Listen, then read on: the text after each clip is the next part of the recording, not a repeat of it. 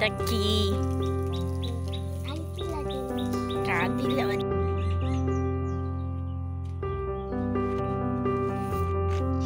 Hello বন্ধুরা, বড়দের প্রণাম আর ছোটদের অনেক অনেক ভালোবাসা জানিয়ে আমি দীপা বর্ধমান জেলার একটি ছোট্ট গ্রাম থেকে তোমাদের সকলকে ওয়েলকাম জানাচ্ছি আমার চ্যানেলে।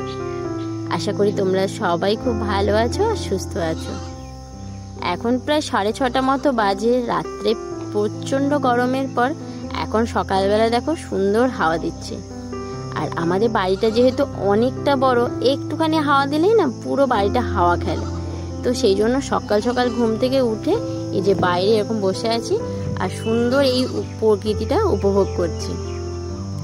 আর একটু পরেই আমার রেডি হয়ে যাওয়ার আছে বাপের বাড়ি।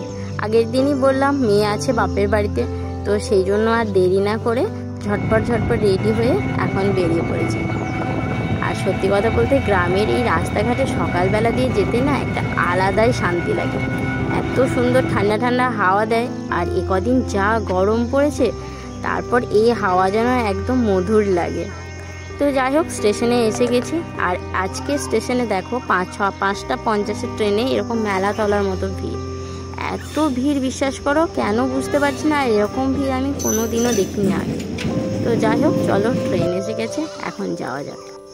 আর এই দেখো, এই আমার রাজকন্যা। সকালবেলা থেকে আসার পর থেকে এত সবার সাথে গল্প করছি যে ভিডিও ক্লিপ নিতেই ভুলে গেছি। তো যাই হোক, এই মেয়ে এখন ঘুম থেকে উঠে একটা চকলেট খেতে খেতে বেরিয়ে পড়েছে। চেঞ্জ করারও নাকি তার সময় নেই। আর এই হলো আমার বাপের বাড়ির চারপাশে দৃশ্য, পুরো সবুজে সবুজে ঘেরা। আর এই বাড়ির সামনেই দাঁড়ানো দেখছি এখন ধান ঝাড়াই চলছে। আর এই ধান ঝাড়াই যখন চলছিল, আমার মেয়ে দেখলাম খুব মনোযোগ সহকারে দেখছে, কারণ ও কোনোদিন দেখেনি। আমাদের বছরে একবার করে বাড়ি আসা, তারপর এইগুলো দেখতেও ভীষণ ভালোবাসে। আর এই যে সে এখন তার মাসিমন্দির সাথে ঘুরতে যাচ্ছে। আর এত গরমের জন্য দেখো পুকুরটারও জল তেষ্টা পেয়ে গেছে। কলতলার মধ্যে যে জলটা আছে ওটাই চেটে চেটে খাচ্ছে। আর এই যে 3জন আমাদের বাড়ির নতুন মেম্বার। যেহেতু এখানে পুজো আসছে, আর বাবা যেহেতু রিটায়ার্ড পারসন, কী করবে, সারাদিনের সময় কাটানোর জন্য কিছু তো নেই। তো বাবার এই 3টে হচ্ছে সঙ্গী, সারাদিন এদেরকে নিয়েই তাদের সময় কাটে। তার মধ্যে এই যে ব্যক্তি আছেন, ইনি আবার প্রচুর মারেন সবাইকে। তো সেই জন্য একে কেউ ভালোবাসে না, কিন্তু আরও 2জন যে আছে তাদেরকে সবাই ভীষণ ভালোবাসে। এই যে সামনেই কলতলা, যেই জল নিতে আসে সবাই ওর মাথায় হাত বুলিয়ে একটুখানি আদর করে যায়। তো চলো এখন আমাদের বাড়িটা তোমাদের দেখাই একটু। সাধারণ মধ্যবিত্ত পরিবারের একটা রোজগারের উপর যেমন বাড়ি থাকে, ঠিক সেরকমই। কোনো ঝাঁ ঝকচকে কিছু নেই, একদম সিম্পল। আর গ্রামের দিকে সবার বাড়িতে একটা করে কিন্তু ধানের গোলা থাকে। ধানের গোলা থাকলে কিন্তু বাড়ির সৌন্দর্য বৃদ্ধি পায়। আগেকার দিনে মেয়েদের বিয়ে দেওয়া হলে দেখতো পুকুর আছে কিনা আর কতটা জমি আছে, কারণ পুকুরে যদি মাছ থাকে, মরায় যদি ধান থাকে, তাহলে নাকি খাবার অভাব হয় না। আর এই যে আমার মা জননী, দেখেছো, মা বুঝতেই পারেনি যে আমি ক্যামেরা করছি।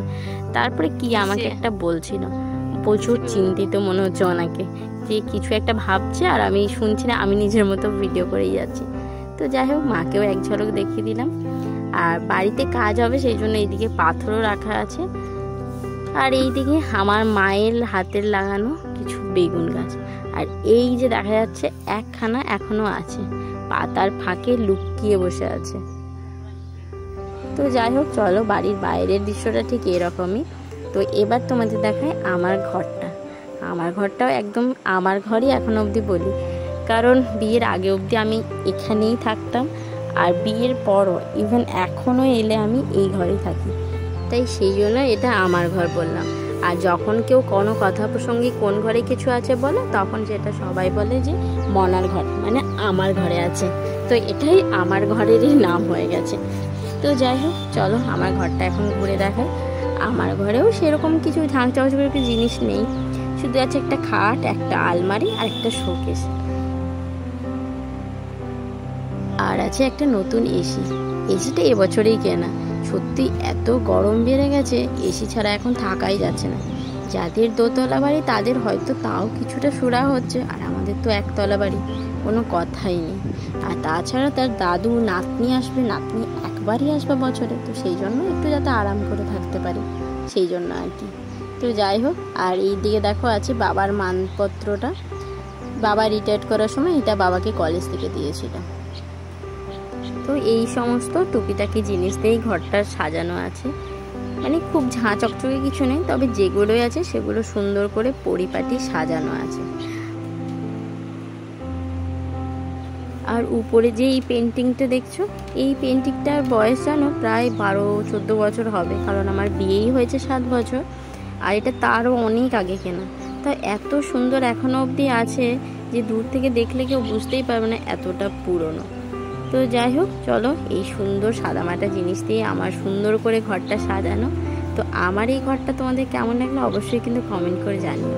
তো চলো এখন ভিডিওটা শেষ করি।